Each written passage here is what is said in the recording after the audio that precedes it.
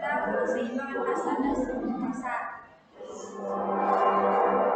Satu, pengertian pasar. Pasar adalah proses di mana penjual dan pembeli saling berinteraksi untuk menetapkan harga keseimbangan atau kesepakatan atas tingkat harga berdasarkan permintaan dan penawaran. Di pasar, kita dapat menemukan sarana pemasok kita. Di dalam pasar juga ada kegiatan permintaan dan penawaran. Itulah sebabnya hal ini juga dibahas dalam bab ini, yaitu pembahasan tentang penawaran. Pengertian permintaan dan faktor-faktor yang mempengaruhi permintaan penawaran berupa permintaan dan penawaran, pergerakan di sepanjang kurva dan pergeseran kurva atau permintaan dan penawaran, serta hukum permintaan dan penawaran atau serta asumsi-asumsinya permintaan dan penawaran tentu akan mempengaruhi proses terbentuknya harga keseimbangan. Yang pertama, pengertian dan faktor-faktor yang mempengaruhi permintaan dan penawaran. Terlebih dahulu, kita harus mengerti konsep pengertian dan penawaran. Tulang punggung ekonomi pasar adalah permintaan dan penawaran.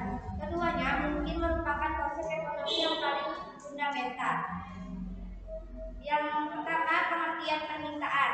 Permintaan adalah keinginan yang disertai oleh kemampuan untuk membeli barang dan jasa pada tingkat harga dan waktu tertentu. Ada 3 hal penting yang berkaitan dengan konsep permintaan, yaitu kuantitas keinginan konsumen, kuantitas yang diminta. Yang pertama, kuantitas yang diminta merupakan kuantitas yang diinginkan berdasarkan harga barang lain, pendapatan, dan selera. Yang kedua, keinginan konsumen tersebut disertai oleh kemampuan serta kesediaan untuk membeli merupakan permintaan efektif.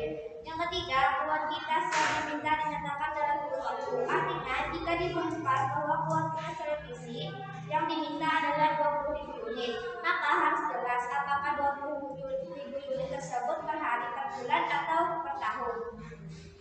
Ada pula faktor-faktor yang mempengaruhi permintaan, ada 7, yaitu pertama, harga barang komplementer dan barang substitusi. Barang komplementer adalah barang yang kegunaannya semakin bertambah jika digunakan bersama dengan barang lain. Contohnya adalah mentega dan roti.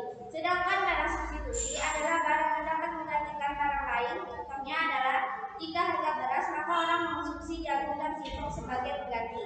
Yang B, jumlah pendapatan. Ketika pendapatan meningkat, konsumen cenderung meningkatkan konsumsi mereka terhadap berbagai barang dan jasa. Sebaliknya, ketika pendapatan menurun, konsumen cenderung menurunkan pembelanjaannya terhadap berbagai barang dan jasa. Contohnya, ketika pendapatan meningkat, keluarga Anda mungkin akan mengurangi makan tempe dan lebih banyak makan daging. Yang C ialah jumlah dan karakteristik penduduk. Jumlah konsumen akan mempengaruhi kuantitas total barang dan jasa yang akan dikonsumsi. Oleh karena itu, semakin besar jumlah penduduk, semakin besar pula permintaan terhadap barang dan jasa. Misalnya, permintaan terhadap jasa dokter anak, permintaan terhadap ibu bayi, susu, pakaian balita, dan lain-lain. Yang D, perubahan tradisi, mode, dan selera masyarakat. Selera yang berubah-ubah dapat mengakibatkan perubahan permintaan. Contohnya, perubahan selera adalah makin disenangi makanan cepat saji, fast food, atau lainnya. Yang E, perkiraan dan harapan masyarakat. Perkiraan dan harapan masyarakat juga dapat mempengaruhi permintaan. Ketika krisis ekonomi mulai melanda negara kita di tahun 1997, situasi ekonomi menjadi kurang menentu. Mereka khawatir bahwa harga barang-barang tersebut akan meningkat di kemudian hari. Yang F, hari raya keagamaan. Pada saat Lebaran, permintaan terhadap potongan daging sapi, kue, mukena juga meningkat tajam. Begitu pula pada hari Natal, permintaan terhadap pohon Natal, kaset lagu-lagu rohani, kue Natal, dan berbagai souvenir akan meningkat tajam. Yang B, kondisi sosial dan ekonomi. Pada waktu situasi keamanan, kalau permintaan terhadap makanan dan selera tajam mungkin meningkat. Toko-toko dan pedagang meningkatkan tenaga keamanan mereka. Sebagian orang pun cenderung mengerjakan berbagai aktivitas di rumah. Terus ada juga pengertian dan faktor-faktor yang mempengaruhi penawaran, yaitu hampir semua barang yang kita gunakan adalah produktif. Penawaran atau supply adalah kuantitas barang dan jasa yang tersedia dan dapat ditawarkan oleh produsen kepada konsumen pada setiap tingkat harga selama periode waktu tertentu. Pengertian ini berlaku menganggap hal-hal lain selain harga tetap konstan atau matrix tribus. Faktor yang mempengaruhi hal-hal penawaran adalah proses terbentuknya harga keseimbangan. Harga keseimbangan, kita harus memahami apa yang dinamakan harga keseimbangan. Harga keseimbangan adalah harga yang terbentuk pada titik pertemuan kurva permintaan dan kurva penawaran. Keseimbangan terjadi ketika kuantitas yang ditawarkan oleh produsen sama dengan kuantitas yang diminta oleh konsumen.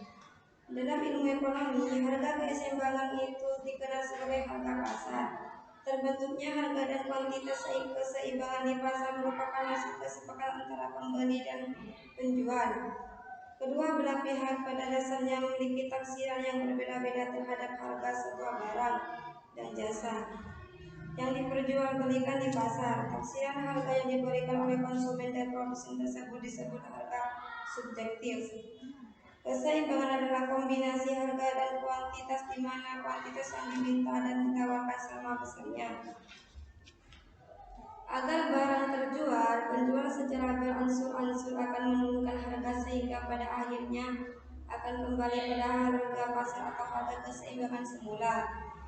Dalam proses pembentukan harga ini jelas terlihat berlakunya hukum permintaan dan penawaran yang telah kita bahas dalam bab-bab sebelumnya. Sebabkan hukum penawaran mengatakan bahwa kuantitas penawaran berbanding lurus dengan harga. Jika harga turun, kuantitas yang ditawarkan berkurang. Sebaliknya, jika harga naik, kuantitas yang ditawarkan bertambah. Kedua hukum itu berlaku pada kondisi generis paribus, artinya selain harga, faktor lain bersifat tetap atau tidak berubah. Misalkan harga barang X naik, maka kuantitas yang diminta seharusnya turun. Tetapi jika yang terjadi justru meningkatkan kuantitas yang diminta, maka ini artinya ada faktor-faktor lain memengaruhi permintaan. Misalnya hal ini terjadi karena di masyarakat beredar desas-desus bahwa harga akan naik semakin tinggi, sehingga masyarakat beramai-ramai membeli pada kenaikan harga pertama. Ada pula faktor-faktor lain harga ini akan menyebabkan bergesernya kurva permintaan dan penawaran yang selanjutnya akan memunculkan harga keseimbangan baru.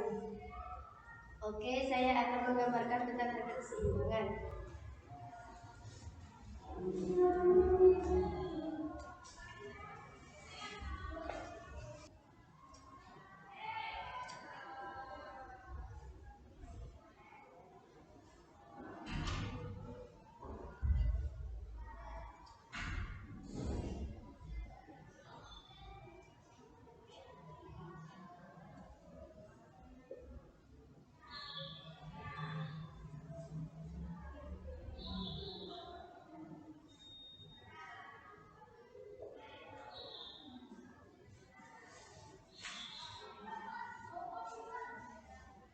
Jadi, adanya titik potong antara kedua permintaan yakni garis D